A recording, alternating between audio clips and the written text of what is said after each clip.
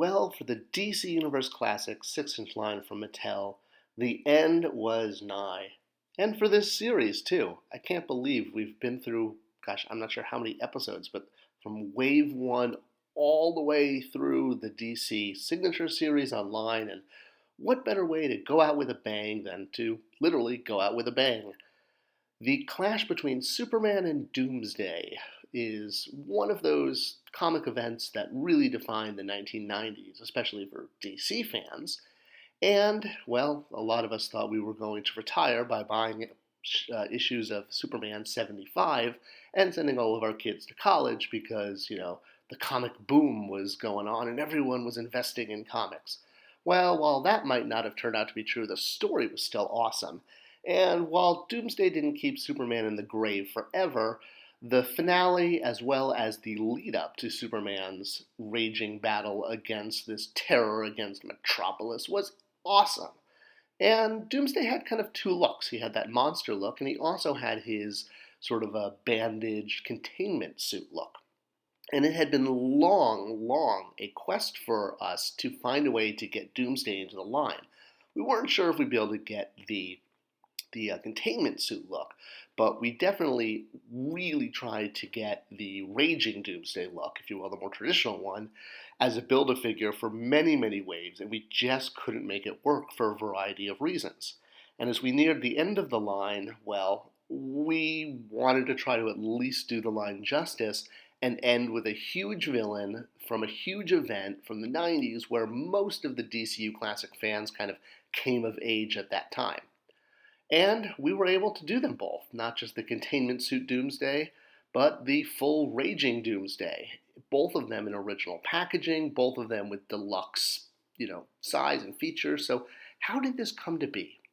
Well, DCU Classics had moved from retail to MattyCollector.com due to, retail lack of interest, basically. The wave wasn't selling through as well, but we wanted to keep the line going for collectors, so we did everything we could to prop up sales and prop up the line by moving it from retail to online as a subscription service.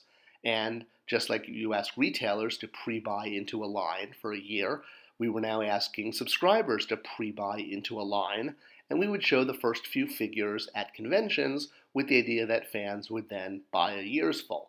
Well, that didn't happen in 2014. Despite showing the figures for the first few months that we had already tooled up because of the timeline, and the fact that we also showed two different Doomsdays. The idea was we really wanted to throw everything we could to get fans to subscribe to keep the line going, because that's what it required. And so we had a little meter in the shape of Doomsday. And much like some of the Kickstarter or even the HasLab projects, we had different kind of unlocking levels. So if we hit level 1, the basic level needed to move forward with the subscription, you would get Containment Suit Doomsday. If we hit level 2 or tier 2, you would get Unleashed Doomsday. So this was literally our carrot on a stick to move as many subscriptions as possible. And we figured Doomsday was, the biggest one to put out there. Well, we didn't hit our target. We actually didn't even come close. We didn't even get to tier 1. So, unfortunately, the 2014 subscription was canceled, but we were still required to have sales that year. So, we had to figure out a way to sell SKUs without a subscription. Well, the first thing was obvious. We would sell the figures that had already been tooled, the 4 figures, these guys plus Damian Wayne, as just day of product. And Doomsday, though, still kind of hung in the air because he wasn't tooled yet. We had done a few Doomsdays before, and it's kind of important to look at them to understand the story of how we were able to get both Doomsdays out there. So the first Doomsday that Mattel did was in the DC Superheroes line, which was a 6-inch line that predated DCU Classics, where only Superman and Batman characters were available. And while collectors enjoyed this line, it was aimed at kids.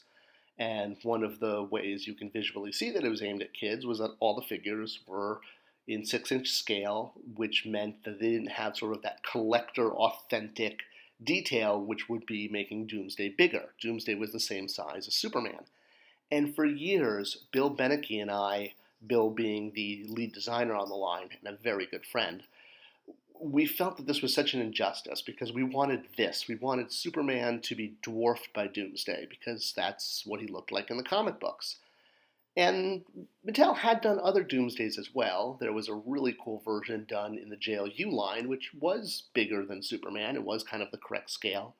He also had a very interesting redeco in a six-pack where he was done in a red and orange deco, which was called Lava Reflection Doomsday. An interesting choice, although it did have some continuity into the show. In the episode with Doomsday, he and Superman wind up fighting inside of a molten volcano for reasons, and Doomsday looks orange and red because of all the lava reflecting off of him. It's really just a lighting effect. But hey, if you can't do a figure based on a lighting effect, what can you do? So the figure came out. This was pre my time on the line. This was right about actually when I joined the line. And one of the things that all toy companies do is kind of wash, rinse, and repeat. If a deco works in one line, it's going to get used in another one. So it made sense at the time, especially because it was a kid-oriented line, to repaint the 6-inch Doomsday in lava reflection colors. So he was available both in his gray and white and in this cool like red and yellow, looks like he's burning on fire deco, but still 6 inches, not the right scale for how big Doomsday should be.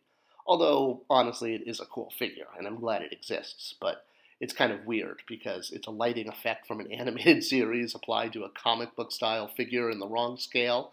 I don't know, kind of makes your head explode as a collector. And of course, there were some other Doomsdays that were released by Mattel over time.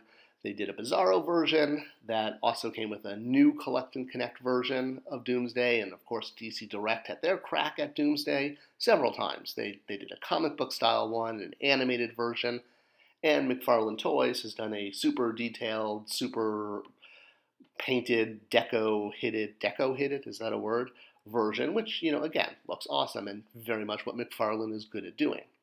So, that brings us back to our Doomsday. So, this version of Doomsday, the one in the containment suit, this was actually my very first, well, one of my first DC comics. I had one with Calypso as a kid, and this one I got more closer to being a teenager. And I got it at summer camp, so of course that brings back a lot of fun memories. And when we were able to move forward with the containment suit Doomsday, we packed him out in a sort of homage to this cover, where he's coming right at you, and he's literally cracking the blister, like smashing into it. And even on the back, the artwork that was on all the signature series was used, but also sort of smashing the format, with the bio falling off the side of the page, and the logo being cracked, and Doomsday basically wrecking everything. So, very cool. And, while there were two versions of Doomsday, this one in the containment suit was easier to do because minimal tooling. And he'd never really been done as a toy before. The closest was this Imagine X figure, which actually came later, but still, lacking the hood and lacking full covering. So I love doing toys in DCU that had never been done and was the first time ever, kind of like when we did Commandy. So it was great. We got the containment suit version out. The tooling wasn't too intense, so it made sense to do. But what about the other version, the Unleashed version that was supposed to be held back for Tier 2, that was going to require a lot more tooling because he needed arms and legs and new torso and, et cetera, et cetera. It was almost close to a fully tooled figure. How in the world were we going to pull this off? Well, Bill and I were very determined. So we made a meeting with Warner Brothers and drove up to Burbank, and we made a little presentation, and we showed how we were doing the containment suit version, but the only version we had of regular Doomsday was this little 6-inch one. And doesn't this kind of look odd? And we sort of made the case that without a proper 6-inch scale Doomsday, this iconic character from the DC universe was never going to look right on collector's shelves. We kind of tried to pull on the emotional, chords and just really played up the fact that the previous version didn't cut it, and since we had the containment suit version, it would have made sense. So, the wonderful folks at Warner Brothers Consumer Products bought into our argument, and they said, okay, you can do Doomsday as the Unleashed figure, but we have some very, very specific conditions that have to apply. So we were all ears. There are a few provisos, a couple of quid pro quos. Like? So first off, they required that he came with something else, some other accessory to make him special. Now, we had no more tooling in the budget, but Bill came up with the idea of doing Superman's cape all torn, and they loved it, so check off that box. The second condition is he had to come in a packaging that was super deluxe, that was even more deluxe than the version with the containment suit Superman. And again, we were like, done, we can make that happen, that doesn't require tooling. So we went to our packaging department and came up with this really cool slipcase where first it had the outer shipper with the S shield all bloody, and then inside you had the Doomsday art with an S shield cutout where you saw his face, and you pulled that off and you got the figure. And then the other condition was it had to be labeled Final Figure. They wanted DCU Classic Signature Series to sunset because, well, it wasn't at retail anymore, and they wanted us to really focus on more brands at retail because they act as a billboard for the brand, just hanging at retail. That's why big box stores carry brands, is because licensors want their brands hanging there. So, with the caveat that he would come with the Superman shredded cape, be in a deluxe package, and be labeled as the final figure, we were ready to go, and we finally had all the permissions we needed. And somehow we managed the tooling budget. I don't know how we did it. Well, actually I do. It's because we were able to balance it with so many non-tooled figures, which I'll be getting to in the next video. They basically paid for the tooling for Doomsday, and that's why we did them. And he could stand up to basically any giant figure. So, pulling a few strings, shipping some redecos after him to pay for his tooling, we juggled a lot of balls, but we made it happen, and finally both Doomsdays could come to fans.